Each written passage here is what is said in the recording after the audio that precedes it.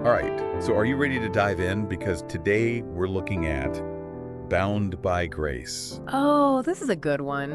It is, and actually, this is one of those books that a listener suggested. Oh, nice. So you guys know if there's something you want us to take a deep dive into, just let us know. Yeah. But this one is by Pete Cossaboon, and it's all about, those sacred contracts like that Carol and me stuff. Yeah. But it's told through this really personal story about the author's relationship with his brother Tommy, who had cerebral palsy. That's what's so powerful about this book, I think. It's that it's not just, theoretical. It's Right. like lived experience, Yeah. And the author, he starts out seeing Tommy as, someone who needs care. Right? Maybe even a burden at times, Yeah. but then something kind of shifts. Yeah. And he starts to see Tommy as not someone to be cared for, but someone to actually learn from. That's a huge shift. Like, how does that even... Right. Well, Yeah. that's where the whole sacred contracts thing comes in. He starts to understand his relationship with Tommy as this shared journey of growth. Mhm. Like, it was a contract that their souls made before they were even born, Wow. to teach each other these really profound lessons. Yeah. And, I think that's something that a lot of us struggle with. Oh, totally. It's like we see challenges Yeah. as obstacles, Yeah. not like opportunities. It's so easy to get stuck in that mindset, right? Totally. Like, why me? Yeah. But this book, it tackles that head on. It's all about reframing those relationships and hardships Yeah. as chances to transform. I love that. And he even poses this question. I love this question. Okay, what is it? What if the people and challenges in your life are here by choice? Okay, wait, now hold on a second. Yeah. I get like choosing friends, Right. but family, Yeah. a really difficult boss. Yeah. Did I really sign up for that? It's not about literally choosing every single detail, but it's about recognizing that there's the potential for growth and learning in every connection, even the tough ones. Mm-hmm.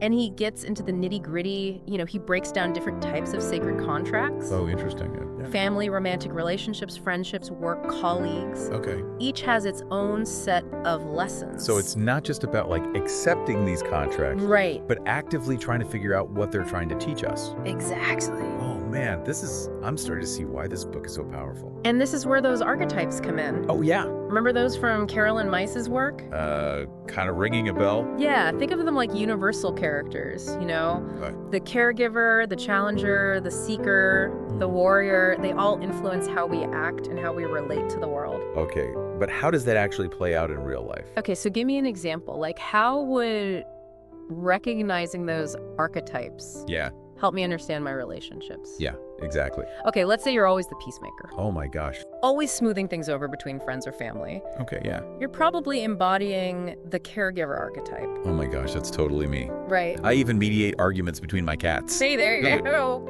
Yeah. Now, recognizing that archetype, it can help you understand why you're drawn to those conflicts. Oh, okay. And it can also help you to set some healthier boundaries. Right. Maybe you're learning to balance your compassion with self-care. Okay, I can see that. But what about those relationships that just feel toxic? Yeah. Like, does that mean I'm supposed to just stick around and just keep learning? No. Honoring your sacred contract does not mean you have to endure abuse Okay. or stay in a situation that's truly harmful. Okay, good. Sometimes the lesson is knowing when to walk away. Right. But even those difficult relationships, even those everybody's like gonna hold up a mirror Mhm. to our own patterns. Like attracting the same kind of unhealthy partner over and over again. Exactly. Ouch. Right.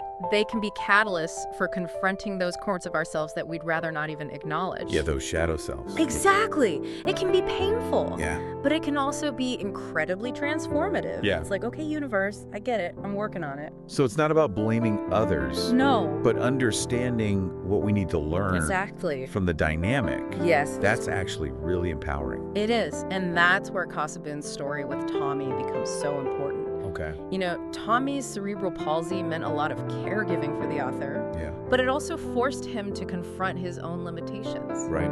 his fears, his assumptions about what a fulfilling life looks like. And what's so incredible is that Tommy, despite, those physical challenges, he was actually living a very present, very joyful life. Yes, and that's one of the biggest lessons that the author takes away from this whole experience. Tommy becomes his teacher, Wow. showing him the power of living in the moment, of finding joy in those simple things. That reminds me, didn't you say there was like a turning point for the author? Yes. Where his perspective on Tommy, like, totally shifted. Oh, absolutely. There was this question that was posed by a retreat leader that really changed everything. Okay. The leader asked, what if Tommy was sent to be your teacher? Wow. What if he came into this life to guide you, not the other way around? That is heavy. Right. I bet that really shook things up. It was a complete reframing of their relationship. You know, it made the author realize that maybe, just maybe, Tommy's life with all its challenges was just as purposeful and valuable as his own. Wow. And that their connection was about mutual growth, not just one person needing and the other one providing. Yeah, I'm really starting to get a sense of how personal this book is. Oh, yeah. It's like he's inviting us in Yeah. to the most intimate parts of his life and saying, look, this is what I learned. Maybe you can learn from it too. It's vulnerable, it's honest, and it's ultimately incredibly inspiring. So if Tommy was the teacher, what was the lesson? What was the author's big takeaway?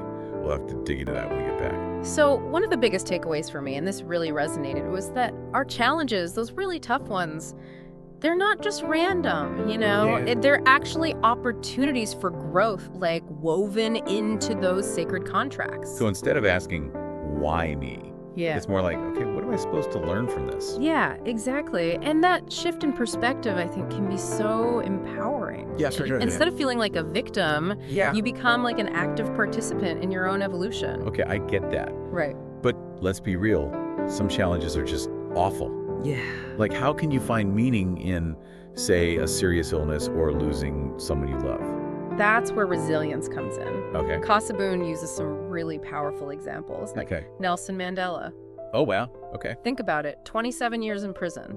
Yeah. And he came out not broken, but stronger. Right. More determined to fight for justice. Didn't he also talk about Helen Keller? Oh, yes, absolutely. Yeah. He talks about Helen Keller's ability to thrive, even though she was deaf and blind. Right. You know, she didn't let those disabilities define her. Right. She embraced them and accomplished incredible things. I think what's so inspiring about both of those examples is that they chose to focus on what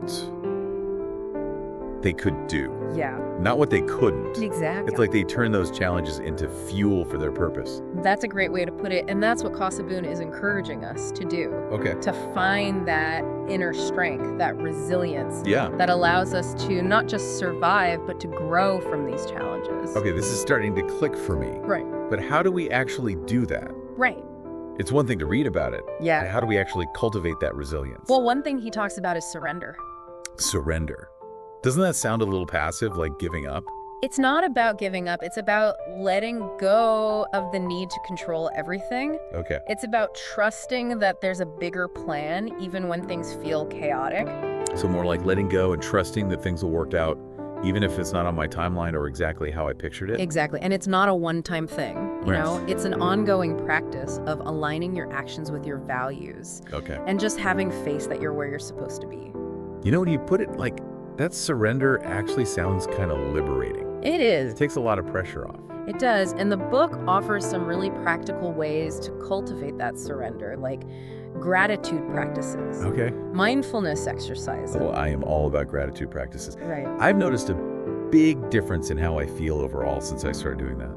It's amazing how powerful those simple practices can be. Yeah. It's about shifting your focus from what you lack to what you have. Yeah. From what's wrong to what's right. So we've got surrender, gratitude, mindfulness. Yeah. What other tools does he give us for dealing with those, you know, inevitable challenges? Well, he also talks about forgiveness. Ah, the F word. Right. Easier said than done. It can be tough, but he makes a really important distinction between forgiveness and condoning harm. Forgiveness, he says, is about releasing resentment and anger. Okay. Not for the other person, but for yourself. So it's not about saying that what happened was okay, but it's about choosing to let go of the hurt so you can move on. It's about freeing yourself from that emotional baggage that keeps you tied to the past. And he even offers some tools in the book. Okay. Like that forgiveness letter ritual. Oh, yeah, I've heard of that. Yeah. To work through those emotions. It can be really cathartic. Isn't that the one where you write a letter to the person you need to forgive, but you don't actually send it? That's one. It's a way to get all those feelings out without having to confront them directly. Okay, so we've got surrender, gratitude, mindfulness, and forgiveness. Yeah. All these tools to help us navigate those rough patches. But I keep thinking about the author's relationship with Tommy. Yeah. How did these lessons play out in their everyday lives? Well, Tommy's life, despite its challenges, was full of joy. Yeah. He found pleasure in simple things: a sunny day, a warm breeze, a hug from his brother. And that really impacted the author. It's like Tommy was teaching him to appreciate the present moment, Exactly. to find joy in the everyday. That's a powerful lesson for all of us, isn't it? Totally. In a world that's constantly telling us to strive for more, to achieve more, to be more. Right. Tommy's story reminds us to just be. That's so beautiful. And even though Tommy has passed away, his legacy continues through the book and the lessons he taught. Yeah. It makes you wonder if maybe that was part of their sacred contract all along. That's a really interesting thought. Yeah. Maybe Tommy's purpose was to touch not just his brother's life, but countless others through his story. So if we're all connected through these invisible contracts, Yeah. maybe it's not so crazy to think that Tommy's life and the lessons he embodied can still teach us. That's the power of shared experience. You Yeah. know, it transcends time and space. And that brings us back to those archetypes. Yeah. Remember we were talking about recognizing them in our own lives? Like how I'm a total caregiver, always trying to fix everyone's problems. Right. But you're starting to see that maybe there's more to it than that. Yeah, exactly. And that's where things get really interesting, you know? Okay. Recognizing the archetypes at work in our relationships can help us understand the roles we're playing and the lessons we're meant to learn. Okay, so let's say I keep attracting partners who are emotionally unavailable. Is that like a sign that I need to work on something within myself? It could be. You know, Maybe. it might be a clue that there's something unresolved that you need to address. Oh. Maybe you're subconsciously seeking out partners who reflect back a pattern you learned in childhood. So it's not about blaming others, but recognizing how we might be contributing to the dynamic. Exactly, and that can be tough. Yeah. But it's also empowering because it gives you the ability to make changes. Yeah. This whole idea of sacred contracts is really starting to sink in. It is, isn't it? It's like looking at life through a whole new lens. It can be so freeing when you start to see your relationships and your challenges as purposeful. Yeah. It changes how you experience everything. So if we're all connected through these invisible contracts, constantly teaching and learning from each other, Right. where does that leave us? Right. What's the next step? What does the book say Yeah. about putting this into practice? Well, one of the things Cossaboon emphasizes is the importance of living with awareness and intention.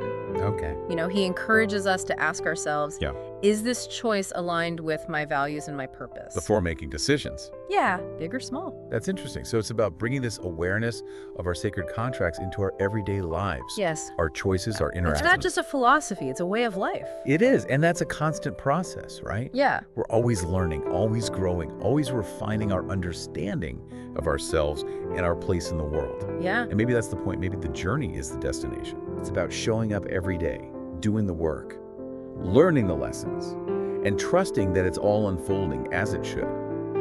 More to unpack when we get back. You know, it's funny, we started out talking about these huge concepts like soul contracts and destinies, and now we're talking about like everyday choices and gratitude. Right. It's like the big picture meets those small moments. Yeah, totally. But they are all connected. Yeah. Cossaboon says that seeing those connections, seeing the purpose in both the big and the small, Yeah. that's what really changes things.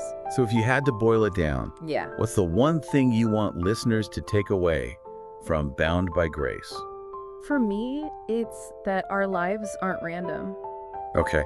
There's a purpose to our experiences, even the tough ones. Right. And when you start seeing your life through that lens, that we're all connected, that challenges are opportunities. Yeah. Even that the people we think need us have gifts to offer. Right. It can lead to some amazing transformation. And that transformation, that shift, it can ripple outwards. Yeah. It's like how Tommy's story, even though he's not here physically, is still impacting us now. Absolutely. It's like a domino effect. Yeah. You know, when one person starts living more consciously, more intentionally, it creates this ripple effect that touches so many others. And Tommy's legacy of presence and joy, Yes. that's woven into the book. Yes, and it's reaching people far beyond just his family and friends. That's beautiful. And it brings us back to that interconnectedness. Yeah. We're all part of something bigger, and our choices, our actions, even our struggles They matter. Yeah, they matter. They can impact the world in ways we don't even realize. And that brings us back to that question. Yeah. What if the people and challenges in your life are here by choice? Ooh. How would that change things? How would that change how you approach your job, your relationships? Even just your day-to-day? Everything. Yeah, that's a question I think we all need to think about. Definitely. It makes you look at your life, your connections, even those tough people, Right. with a sense of curiosity. Like, what can I learn from this person? Exactly. What's the opportunity here? So for those listening who want to dive deeper into this whole secret contracts idea, Yeah. where should they start? Bound by Grace is a great place to start. Okay. And Pete Cossaboon has a website, www.petecossaboon.com, Okay. where he shares more insights and resources. Perfect. We'll put that in the show notes. Terrific. Any final thoughts before we wrap things up? Just this, imagine viewing your entire life through this lens. Wow. How would it feel knowing that every person, every challenge is part of a dance designed by your soul? Whoa, that's powerful. Right. It really makes you think about how connected everything is. It does. And it reminds us that even when we feel alone, Yeah. we're really part of something so much bigger. Something with purpose. Yes. That's a beautiful thought to end on. Thanks for joining us for this deep dive into Bound by Grace. My pleasure. And for our listeners, keep sending in those sources. We'll be back soon with another deep dive. Until then, keep those sacred contracts in mind. And remember, even in the toughest challenges, there's a lesson waiting to be learned, a connection waiting to be made, and a purpose waiting to be revealed.